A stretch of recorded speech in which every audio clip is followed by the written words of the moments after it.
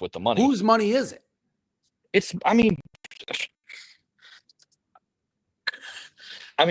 That's what I don't. I think that's the question.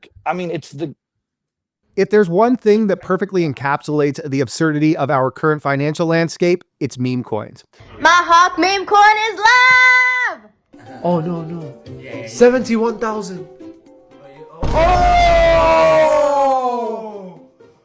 These digital tokens, often backed by nothing more than a catchy name and a viral tweet, have become the poster children for the Wild West of cryptocurrency. And no meme coin has better exemplified this chaos than Libra, the now infamous token that skyrocketed to a $4.5 billion market cap before crashing to $250 million in a matter of hours. The Libra scandal isn't just a cautionary tale. It's a full-blown expose of the greed, manipulation, and outright fraud that plagues the crypto world, filled with those usual suspects that seem to be present in every crypto scandal. Firstly, we have a developer team working on a project with good intent. These guys are adamant that they are not to blame. Then we have the high-profile influencers with the ability to bring liquidity who risked their reputation on something that wasn't properly explained to them. They'll never take ownership. Then we have retail investors left holding the bag, demanding answers, and again, not taking ownership over the fact that they bought something without doing any due diligence. And lastly, we have the crypto investigators who monetize their social media channels on the back of explaining the entire mess, which is where I fit into the puzzle. All right, let's start at the top.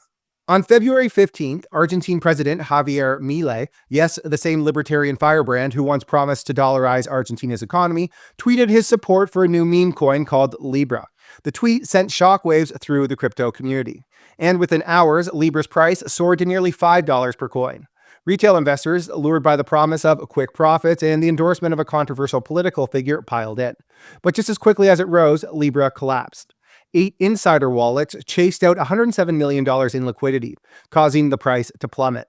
By the time the dust settled, Libra had lost over $4.4 billion in market capitalization, making it one of the largest rug pulls in crypto history. Milei, realizing the magnitude of the disaster, deleted his tweet and distanced himself from the project. But the damage was already done. The Argentine presidency launched an investigation opposition, lawmakers called for Milei's impeachment, and fraud charges were filed in criminal court. Meanwhile, the people behind Libra, Hayden Davis and his team, were left scrambling to explain how a project meant to stimulate the Argentine economy turned into a multi-billion-dollar boondoggle. Let's talk about the architects of this disaster for a second. Hayden Davis, the so-called launch strategist behind Libra, has become the face of the scandal. In an interview he did with CoffeeZilla afterwards, Davis tried to paint himself as a well-meaning entrepreneur whose plan went miserably wrong. But let's be real. This wasn't a plan gone wrong. It was a scam executed to perfection. Like, it's not a rug. It's a plan gone miserably wrong with $100 million sitting in an account that I'm the custodian of, but I'm not. I would love instruction on what to do with it. I have no desire to be public enemy number one of how to make this happen. I'm not benefiting from this. Hayden insists that Libra isn't a scam, but merely a plan that backfired. The irony here is palpable. While he disavows personal profit, he casually mentions being the custodian of $100 million. In a system that resembles selling plots of land in a made-up universe, this admission exposes a double standard. He portrays himself as an unintentional victim, despite holding a vast sum that underscores the very profit-driven nature of these meme coin schemes. So there were rumors on social media that Hayden had worked on the Melania coin. And when Coffee asked him about it, he basically stuttered for a minute until finally conceding that he did work on it. Okay, so that's not a good look. Then what was his involvement there with the Melania coin? I think the team did want to snipe it because of how big the snipe was on Trump's. And we weren't we definitely weren't the big sniper.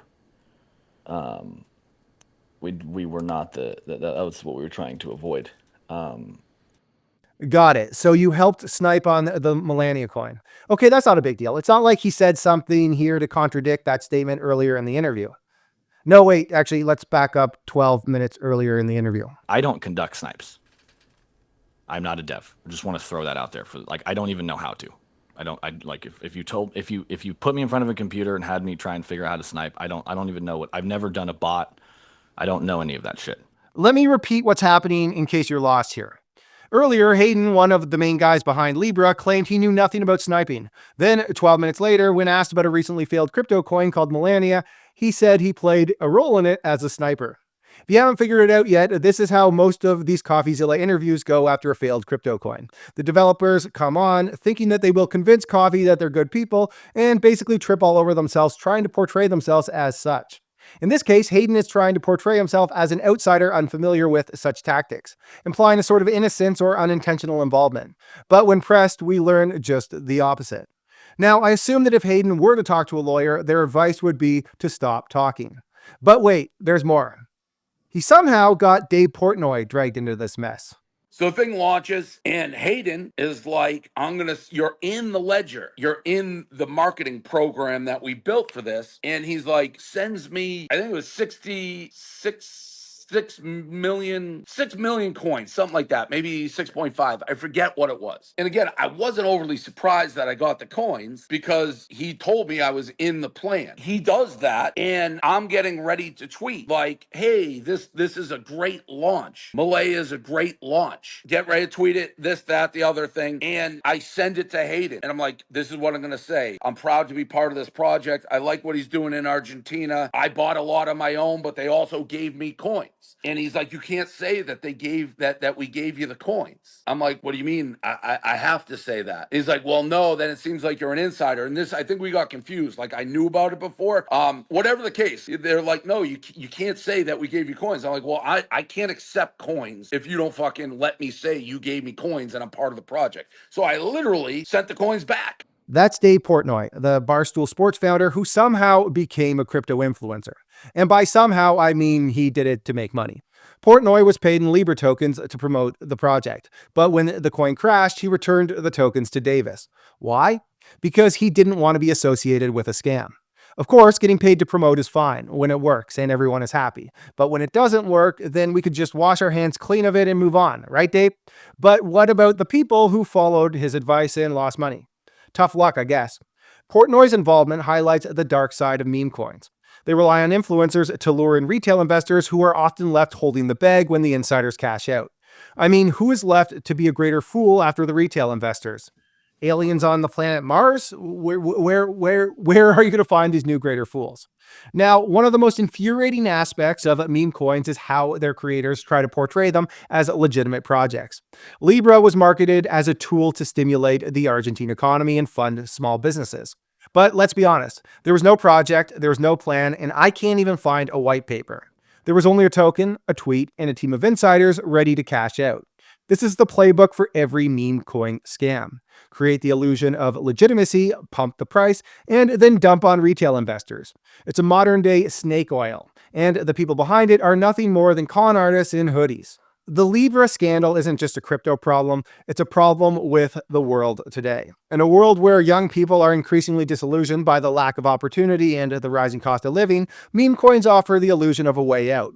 But for most people, they're just another way to lose money. The truth is, most retail investors don't understand what they're buying. They don't know the difference between a stock and a meme coin. They don't realize that meme coins are backed by nothing and have no intrinsic value. They're just chasing the dream of getting rich quick, and the people behind these scams are more than happy to exploit that. The Libra scandal is a stark reminder of the dangers of meme coins and the people behind them. It's a story of greed, manipulation, and the exploitation of retail investors.